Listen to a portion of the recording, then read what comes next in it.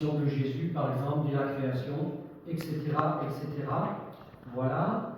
Et on avait aussi, on s'était aussi attardé sur la mission, voilà, cette mission qui était de proclamer l'Évangile, et donc le Saint-Esprit nous assiste. Ok? Voilà, le Saint-Esprit, rappelez-vous, je ne sais pas si ça vous rappelle quelque chose, le Saint-Esprit, il est libre, on ne le contrôle pas. D'accord? C'est plutôt le contraire.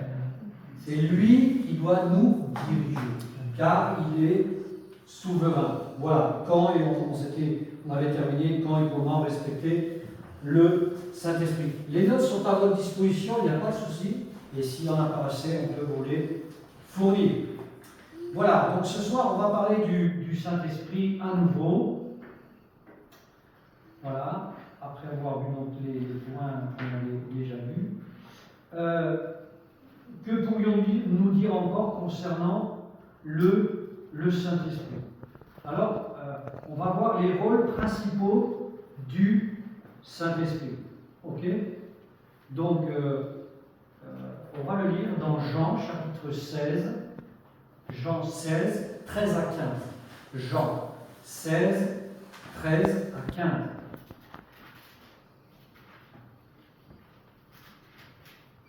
Et on verra, en fait, dans quel cadre s'exerce son ministère. Car le Saint-Esprit, tout comme Jésus d'ailleurs, avait un ministère. Le ministère, ça veut dire une mission, quelque chose à faire de bien précis. Quand le Consolateur sera venu, l'Esprit de vérité, il vous conduira dans toute la vérité. Car il ne parlera pas de lui-même, mais il dira tout ce qu'il aura entendu. Et vous annoncera les choses à venir. Il me glorifiera, parce qu'il prendra de ce qui est à moi et vous l'annoncera.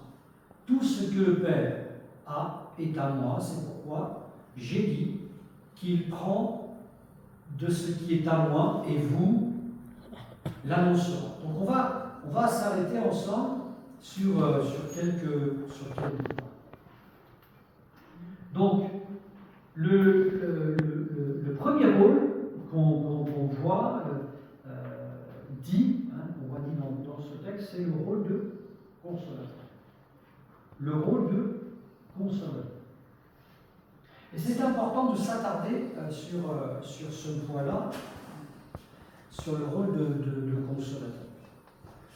On pourrait se poser la question, mais pourquoi avons-nous besoin d'être consolés?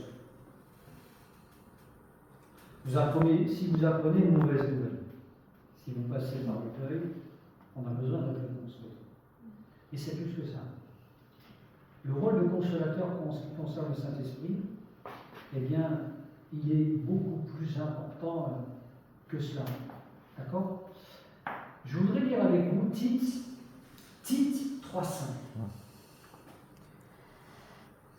où il est dit ceci: il nous a sauvés non à cause des œuvres de justice que nous aurions faites, mais selon sa miséricorde, par le bain de la régénération et le renouvellement du Saint-Esprit. Donc je rappelle, la régénération, c'est la nouvelle naissance. Ok? Et en fait, tout est là. La consolation, je dirais même la première fois que nous sommes consolés, c'est quand nous bénéficions de son amour. De savoir que nous avons été aimés à tel point, eh bien que Jésus-Christ est descendu sur la terre, selon le plan du Père, il ne l'oublie pas. C'était aussi son plan, ils sont d'accord. Le Saint-Esprit aussi, ok. Et nous avons été au premier contact avec le Seigneur, le premier contact véritable avec le Saint-Esprit, nous avons été consolés. Amen. C'est ça la consolation. Il y a une première fois, et elle est puissante, lorsque le Saint-Esprit nous visite, que nous sommes prêts à l'accueillir, nous sommes consolés. Consolés de cette tristesse qui était alors parfois camouflée, parce que nous avons appris à mettre du maquillage, alors c'est imagé, à mettre du maquillage, nous avons appris à vivre avec cette tristesse, ce malheur etc., qui pèse en fait sur toute l'humanité. D'accord? On le traduit comme on veut, l'épée Damoclès, les angoisses, enfin, peu importe comment on a pu vivre cela, on a essayé de s'en accommoder, mais quand le Saint-Esprit est venu, nous avons été consolés. Et si nous avons été consolés une première fois, il le fera encore. Je peux prendre un exemple de consolation du temps de Jésus, tout simplement. Déjà, quand Jésus commençait à leur parler, et plus il approchait de la croix, ou plus la fréquence augmentait, il leur révélait qu'ils devaient mourir. Ils ne comprenaient pas la dimension de ces paroles, puisqu'ils étaient toujours avec Jésus. Quand on est toujours avec quelqu'un, on ne pense pas qu'il va partir. Mais quand ça s'est produit, quand il est parti, heureusement qu'ils ont pris la peine de se souvenir des paroles de Jésus qui leur disait qu'il les précéderait en Galilée, ok, et qu'ils allaient baptiser du Saint-Esprit pour accomplir, sans que Jésus soit présent physiquement, la mission, la dure mission qui était la leur, confiée par le Seigneur. Amen. Ils ont été consolés du fait qu'ils partent, et c'est le Saint-Esprit qui est venu remplacer cet autre consolateur, dit la parole de Dieu, pour les assister dans leur mission et dans leur vie de tous les jours. Ok? Donc ici, dans le texte que nous avons lu, il est question d'un temps particulier, quand, une époque, un moment, quand le consolateur sera venu. Ce qui sous-entend qu'il n'était pas encore venu en tant que consolateur. Parce qu'on l'a vu dans la première partie que le Saint-Esprit était présent de différentes manières, mais pas en tant que consolateur. Eh oui, les disciples ne connaissaient pas encore cet aspect du ministère du Saint-Esprit en tant que consolateur. Ok? Il dira encore le texte, voilà. Un deuxième point, il vous conduira dans toute la vérité. Ce qui semble aussi dire qu'une partie de la vérité était déjà connue, ok, mais qu'une autre ne l'était pas. D'accord? Il vous conduira dans toute la vérité. Plusieurs fois d'ailleurs, Jésus va parler à ses disciples. Il va leur dire par exemple que certaines paroles, ils ne pouvaient pas les comprendre ou les accepter parce qu'ils n'étaient pas encore prêts. Il y avait une progression qui devait se faire, un apprentissage qui devait se faire. Avec nous, c'est pareil dans notre vie chrétienne. Si moi je fais le bilan, le jour où je me suis converti et ensuite fait baptiser, ce que je savais à l'époque, c'était rien, je ne comprenais rien. J'ai été baptisé du Saint-Esprit avant de prendre les eaux du baptême. Je ne savais même pas ce qui m'était arrivé. Personne ne m'avait expliqué. Mais ensuite, on a pris le temps de m'expliquer. Et je ne regrette pas. Si c'était à faire, je le referais. C'était tellement merveilleux, cette puissance du Saint-Esprit qui m'a visité. Et ça n'a pas été que là ce point. Voilà. Dieu est bon. Et ensuite, avec les Écritures, regardez les Écritures. Eh bien, on décode, si j'ose dire, on découvre ce qui nous est arrivé. On dit, waouh, c'est une grâce. C'est grâce sur grâce, etc. Et après, on comprend, le déroulement de notre vie. On comprend, mais Seigneur, mais en fait, là, c'était toi. Là, c'était encore toi. Mais moi, j'étais à demi-lieu de comprendre quoi que ce soit. Mais toi, tu avais déjà ta main sur ma famille. Et ça, et quand on réalise ça, j'ai les frissons. Quand on regarde toutes ces années où Dieu a été fidèle, on peut dire moi j'ai été fidèle, disons lui il a été fidèle. C'est beaucoup plus juste. C'est sûr. Il nous a tellement rattrapés innombrables. Donc 1 Corinthiens 2,11 dit ceci: qui donc parmi les hommes connaît les choses de l'homme, si ce n'est l'esprit de l'homme, qui est en lui? De même, personne ne connaît les choses de Dieu, si ce n'est l'Esprit de Dieu. Il n'y a que lui qui peut nous conduire dans toute la vérité. Okay? L'Esprit de Dieu qui sonde même, dira, les profondeurs de Dieu. Donc si vous voulez connaître la personne de Dieu, demandez au Saint-Esprit. Si vous voulez connaître toutes les nuances de la parole de Dieu, de la tête, demandez au Saint-Esprit. Demandez au pasteur. Et le Saint-Esprit, c'est mieux. Des fois, il va se servir du pasteur, si tant est qu'il est rempli du Saint-Esprit. Ok. D'accord? Important. Donc ici, les versets 14 et 15 nous disent deux choses des plus importantes. Le but de la mission du Saint-Esprit, glorifier Christ. La mission du Saint-Esprit, la première, c'est glorifier Christ. D'ailleurs, c'est aussi notre mission. On a exactement le même but. Quoi que nous fassions, quoi que nous disions, il y a même un texte qui dit quoi que si vous mangez, quoi que vous buviez, ou que vous fassiez autre chose, faites tout pour la gloire de Dieu. Ok, 1 Corinthiens 10, 31. Alors faites tout pour la gloire de Dieu. C'est plus ma gloire qui compte, c'est plus moi qui compte, c'est Christ. Et ça change tout dans l'organisation même d'une vie entière. Et donc, le but du Saint-Esprit, c'est de glorifier Christ, comme Jésus le dira de son Père, d'ailleurs. Il fait exactement la même chose. La Trinité travaille toujours ensemble. La Trinité, les trois, on va dire, membres de la Trinité, sont d'accord. Nous, c'est difficile parfois de nous être d'accord sur tous les sujets. Mais eux,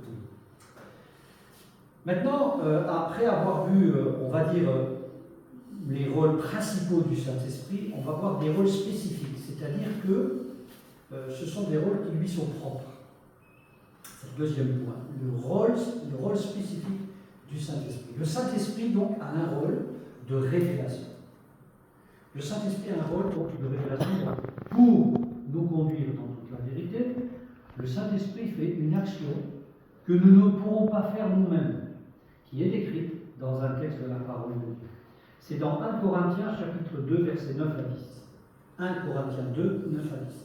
Mais, comme il est écrit, ce sont des choses que l'œil n'a point vues, que l'oreille n'a point entendues, et qui ne sont point montées au cœur de l'homme, des choses que Dieu a préparées pour ceux qui l'aiment. Dieu nous les a révélées par l'Esprit. Car l'Esprit, je vous le disais tout à l'heure, sonde tout, même les profondeurs de Dieu. Wow. Nous, on a du mal à se connaître nous-mêmes. Des fois, on a des réactions qui nous étonnent. C'est vrai ou pas? Je ne pensais pas ça de moi. Et des fois, on sera pas. Oh, Seigneur, veuille me pardonner, je t'en prie. Change-moi. C'est pas possible que je pense un truc pareil. Je pense déjà ça. Hein? Je pense ça, mais d'où ça vient? De la nature que je reste. Il faut tenter avec justement le Saint-Esprit. Pour nous conduire dans toute la vérité, il utilise aussi les hommes pour parler, par exemple, par la prophétie. 2 Pierre 1, 21. 2 Pierre 1, 21 nous dit ceci. Car ce n'est pas par une volonté d'homme qu'une prophétie ait jamais été apportée. Mais c'est poussé par le Saint-Esprit que des hommes ont parlé de la part de Dieu. Amen.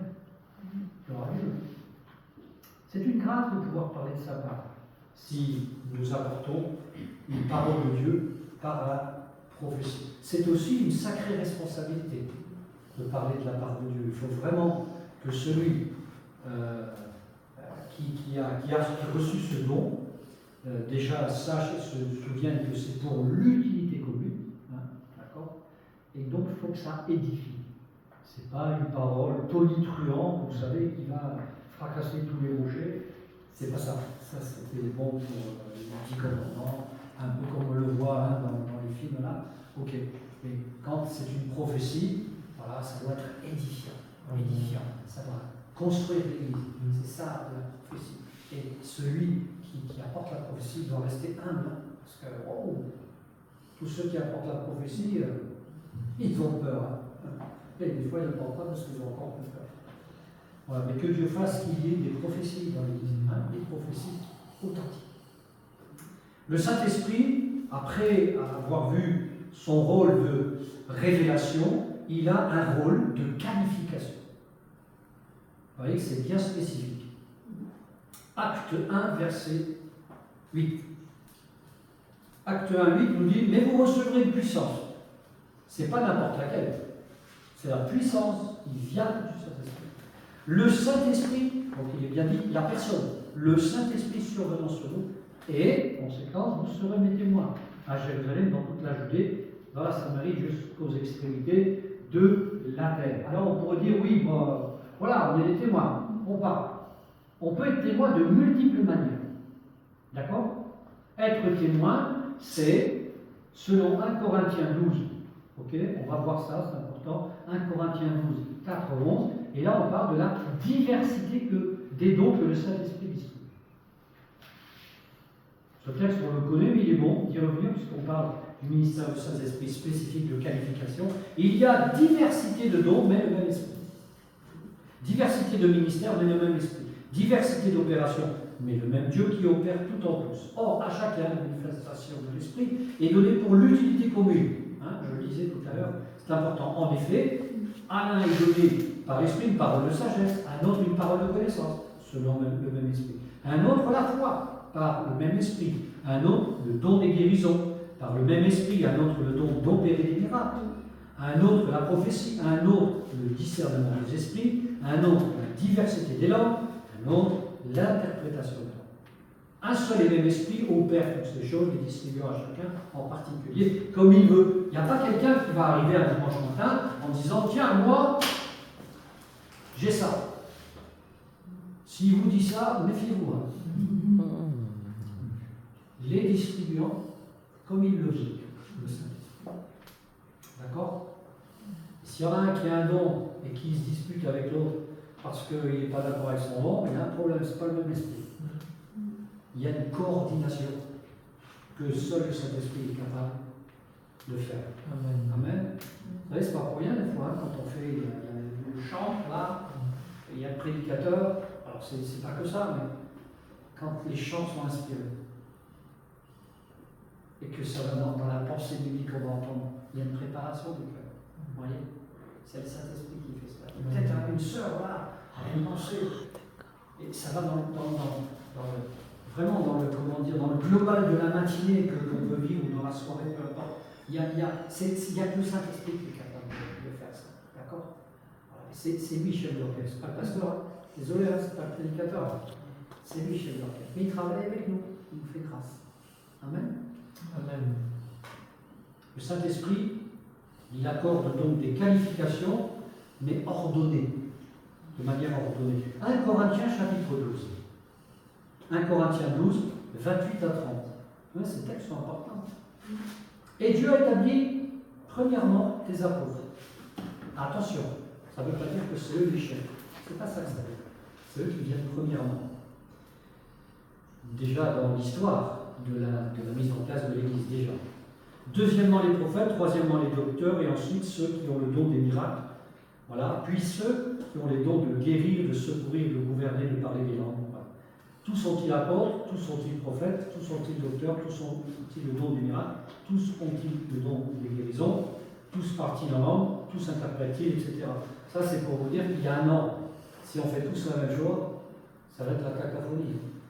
Okay? Chaque chose est placée avec une utilité, pour l'utilité commune, comme le Saint-Esprit le met en place. Le Saint-Esprit accorde encore des qualifications spécifiques que l'on va trouver dans Romains 12, versets 6 à 8. Romains 12, 6 à 8, puisque nous avons des dons différents selon la grâce qui nous a été accordée, que celui qui a une prophétie l'exerce en proportion de la foi, que celui qui est appelé au ministère s'attache à son ministère, que celui qui enseigne s'attache à son enseignement, celui qui exhorte à l'exhortation, celui qui donne le fasse avec libéralité, celui qui préside le fasse avec zèle, que celui qui pratique miséricorde le fasse avec joie. Donc quand le Saint-Esprit donne une qualification, elle ne doit pas dépasser sur un autre ministère. Alors attention, les ministères sont complémentaires, les dons sont complémentaires. Okay? Mais quand il est dit à Timothée, remplis bien ton ministère, ça veut dire, fais pas autre chose précédemment. Tu dois remplir ton ministère. Parce que quand le Seigneur il va revenir, confère parabole des talents, Ça veut dire, tu vas faire fructifier ton ministère ou tu vas rester tranquille, peinard? Non? Il donne un don, il faut le faire fructifier. Il faut le multiplier. Ok? Alors on va pas boursicoter, c'est pas ça. Mais on va le faire valoir. Le faire valoir comment? En exerçant notre ministère. Si c'est un ministère de la parole, si j'ai un ministère de la parole et que je ne prêche pas, il y a un problème. Je ne le fais pas fructifier. C'est comme si je prenais mon talent dans la terre et puis j'attends. Allez Seigneur, tu reviens, moi je suis tranquille. Non, mais si j'ai un ministère de chant, je le mets à disposition du Seigneur s'il nous l'a donné. Et on pourrait comme ça faire en sorte que les dons qu'il nous a donnés, on doit les mettre à la disposition du Seigneur et de l'Église. Amen. Donc le Saint-Esprit accorde donc des qualifications spécifiques, on les a vues rapidement, et le Saint-Esprit a un rôle de direction. Direction, par exemple, on a des exemples, direction pour un ministère en particulier. Tout à l'heure, on a entendu Péka qui nous a donné sa sœur, voilà, une direction, l'Indonésie. Voilà. Et le Saint-Esprit fait ça. On a dans Acte 13, verset 2. Acte 13, verset 2. Pendant qu'ils servaient le Seigneur, alors retenez bien ça, je vais y revenir. Pendant qu'ils servaient le Seigneur dans leur ministère, et qu'ils jeûnaient, tiens, ça c'est intéressant, le jeûner. Le Saint-Esprit dit, c'est le Saint-Esprit qui dit, donc on suppose que c'est une prophétie. Mettez-moi à part Barnabas et Saul pour l'œuvre à laquelle je les ai appelés. Vous imaginez maintenant, il appelle Sylvie. Ah oui, il n'est pas peur. Je suis mal là. Non, mais il est mal. C'est le Saint-Esprit, c'est le Saint-Esprit. La nuance, elle est importante. Pendant qu'ils servaient. Dieu n'appelle pas des gens qui sont sur leur montagne, là, attention, si vous aimez la montagne, pas de souci. Et vrai, qui se cloîtrent, qui font rien, qui ne veulent pas de vie d'église, rien du tout. Ils disent, moi, je n'ai pas besoin de l'église. Dieu ne se servira jamais. Il appelle des gens qui sont déjà dans une mentalité de service. Donc l'église. C'est très important. D'accord? Mais il n'appelle pas ceux qui ne viennent pas à l'église. Il ne les appelle pas. Si, il peut les appeler au salut. Voilà. Mais il ne va jamais se servir. Jamais. Et ça, je l'ai vérifié des dizaines de fois. Et si quelqu'un vous dit, moi j'ai reçu un ministère, et que vous ne le voyez jamais à l'église, il n'a rien reçu du tout. C'est lui qui sait, s'il a envoyé ça, il y en a qui s'envoient des lettres. C'est très important ça. L'église, il appelle ceux qui sont là, pas les absents, mais ceux qui sont là. Vous comprenez ce que je veux dire, plutôt ce que la parole nous dit. Donc, le Saint-Esprit a un rôle de direction, direction pour un ministère, direction pour savoir quoi dire. Ça vous arrive de ne pas savoir quoi dire? Luc 12, 12 nous dit ceci, car le Saint-Esprit nous enseignera à l'heure même ce qu'il faudra dire. Alors là, c'est une circonstance particulière. C'est par exemple si on est devant quelqu'un, devant même une accusation, etc. C'est le contexte. Mais le principe reste le même pour tout. Le Saint-Esprit est capable de mettre dans notre bouche des paroles. Quand on rend témoignage, on a tous vécu, paroles. C'est même dit, voilà, comme s'il y avait une personne qui nous regardait, c'était nous en fait. On dit, mais moi j'ai dit ça, mais d'où le sens? C'est le Saint-Esprit. Et toutes les paroles que tu peux lire dans ta Bible, des fois tu ne comprends pas. Tu te dis, mais où ça mène? Mais le Saint-Esprit ensuite, il va prendre ça, il va te le faire dire. Le petit témoignage que peut-être tu as eu ce matin dans le livre ensemble, tu vas t'en souvenir. Ah oui, j'ai eu ça. La personne avec raison. Oui. Le Saint-Esprit se sert de tout ce qu'on emmagasine, de tout ce qu'on entend, et il se sert de ça. Et il nous fait grâce. Amen. Voilà. Dans Acte 6, verset 8 à 10, Acte 6, voilà, on a un exemple avec Étienne. Étienne, plein de grâce et de puissance, faisait des prodiges et de grands miracles parmi le peuple. Quelques membres de la synagogue dits des affranchis et de celle des Cyréniens et de celle des Alexandrins avec les Juifs de Cilicie et d'Asie se mirent à discuter avec lui, mais ils ne pouvaient résister à sa sagesse et à l'esprit par lequel il parlait. Il les a confondus. Boum. Ah, il y en a, ils essayent. Ah, c'est magnifique. Magnifique. Bon, il y a encore d'autres choses. Le Saint-Esprit a encore un rôle de sanctification et de transformation.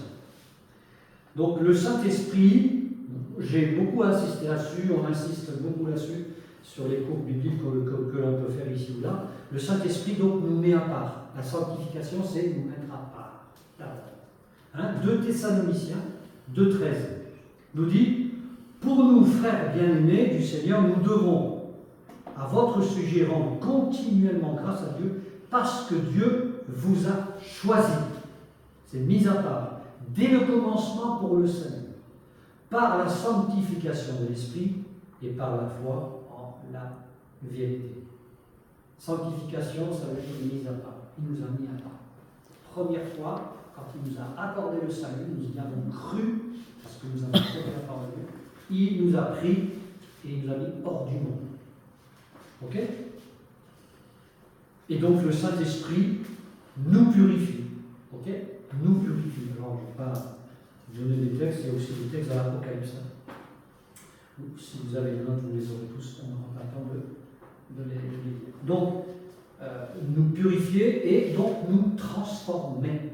Hein? Nous transformer. Et il y a un texte pour ça, 2 Corinthiens 3,18. 2 Corinthiens 3,18 nous dit: nous tous dont le visage découvert reflète la gloire du Seigneur, nous sommes transformés en la même image de gloire en gloire par l'Esprit du Seigneur. Amen. Eh oui, il nous transforme. Il nous rend pas pire, hein, si on l'écoute. Si on écoute la parole de Dieu. Si on est docile, des fois il y a de la résistance, mais il poursuit une œuvre qui a eu un point de départ, c'est la conversion, c'est la nouvelle naissance, ok? Et ensuite, il y a une croissance spirituelle. Alors, au début, hein, mon premier pas, on chute. Bon, je sais que ça ne vous arrive pas, ça ne m'arrive qu'à moi, il n'y a que moi qui a chuté. Ça dure combien de temps la chute? La chute? Ouais, au début on chute. En fait, il faut que ça dure le moins longtemps possible. Mais si on écoute le Saint-Esprit, nous renforce. Vous savez, physiquement, en fait, il nous affermit. Il nous affermit les chevilles, il affermit la marche, c'est important. Et ensuite, on marche de mieux en mieux. On a de l'assurance, tout simplement. Donc il nous transforme. Le Saint-Esprit nous transforme, donc pourquoi faire? Pour nous faire connaître la joie véritable.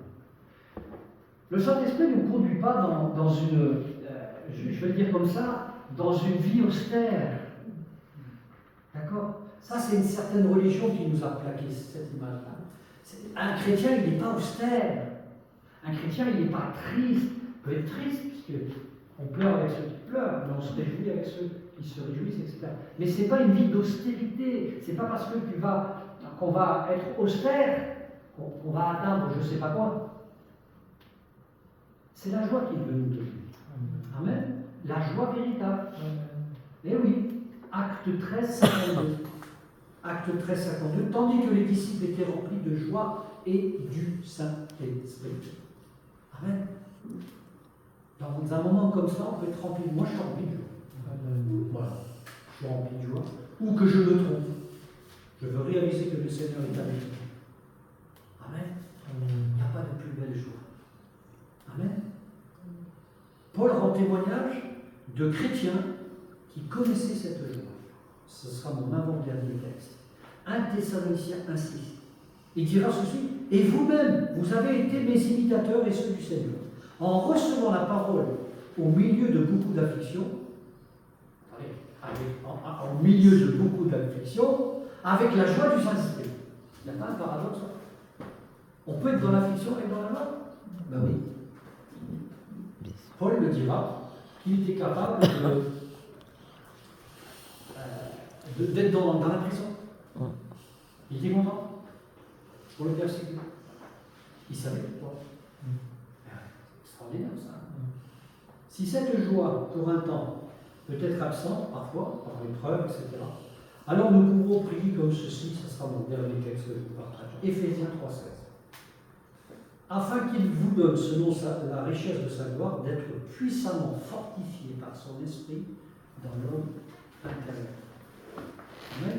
Donc, Éphésiens 3:6. Afin qu'il nous donne, selon sa richesse, d'être puissamment fortifiés par son esprit. On doit toujours se souvenir combien Jésus a été fortifié dans le jardin de Gethsémane.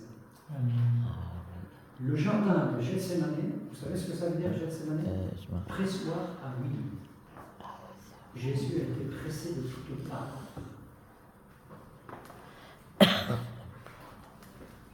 Quand on presse un fruit, il n'en retire que le meilleur.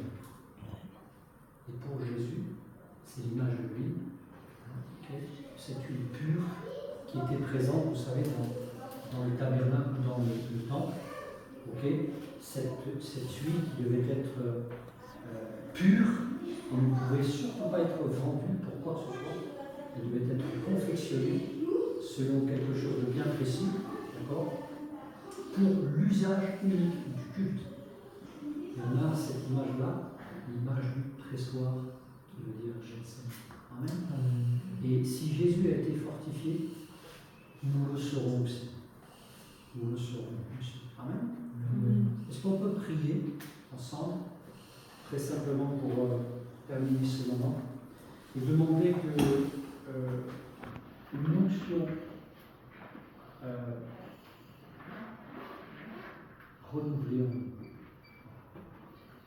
Peut-être que certains, vous n'êtes pas encore baptisés du Saint-Esprit, et il ne faut jamais lâcher cette demande, si ce n'est pas encore arrivé. Et si c'est arrivé, il faut l'entretenir, être rempli du Saint-Esprit. Amen. Pour toutes les raisons qu'on a évoquées, et d'autres encore qu'on aurait pu ajouter. Seigneur, on te remercie, on te bénit pour ces moments.